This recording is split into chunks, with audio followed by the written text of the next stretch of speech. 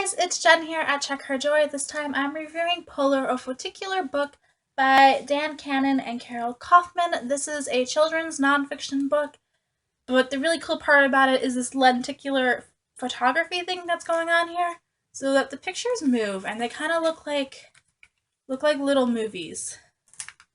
I really love playing with the pictures and trying to get them to move. It's so awesome.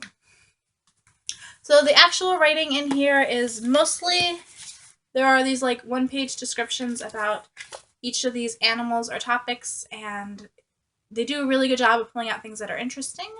So like this one mentions Harry Potter for the Snowy Owl and why Hedwig is such a good pet, and talks about, there are little fact things on here talking about like the size of the animal is and where they live, their habitat, their population worldwide.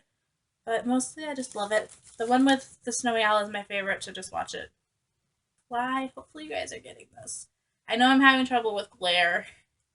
Tried moving the thing around. I want light. And this book is also completely throwing off my white balance. I know. I will take the shadows for this book. Oh, I love the like facts that they pull out on here. So like they talk about the sled dog races, and they talk about how Santa's reindeer must be women because they have horns, and male reindeer lose their horns during the winter. And they talk about beluga whales, and I did not know that the US Navy tried to train them during the Cold War. So I learned something new reading this book.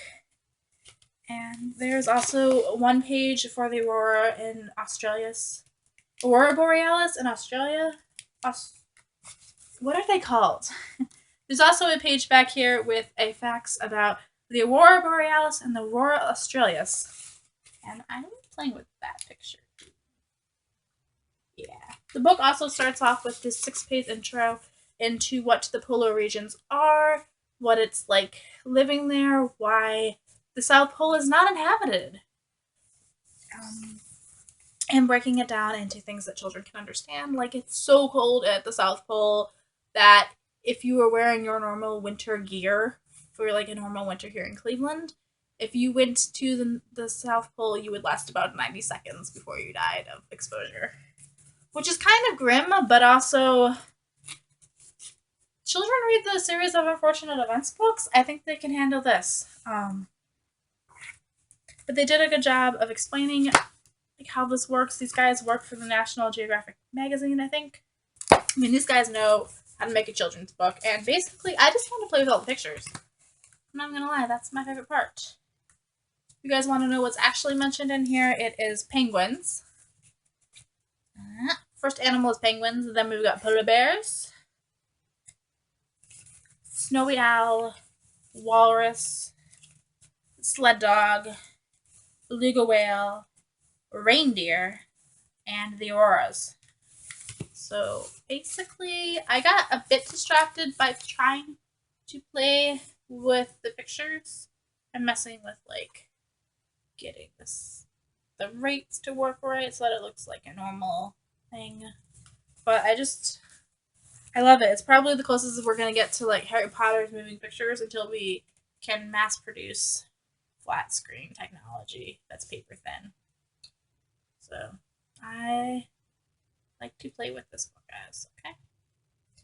So yes, I asked one of the children's librarians what age this is appropriate for. She said any age. Little kids are gonna want to play with the pictures.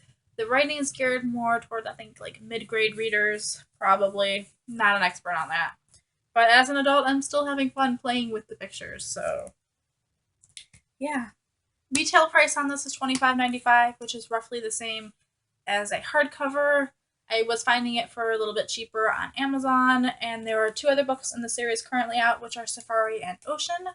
And there's another one called Jungle coming out that's listed on the Goodreads page. So check these out if you want to. While researching this, I found other books that use lenticular technology. There's one for like The Wizard of Oz and Star Wars movies and the Peanuts, and I am excited to get my hands on those. But I love playing with this book, guys, okay? I definitely recommend checking it out. So yeah, I am enjoying this book. I like playing with it.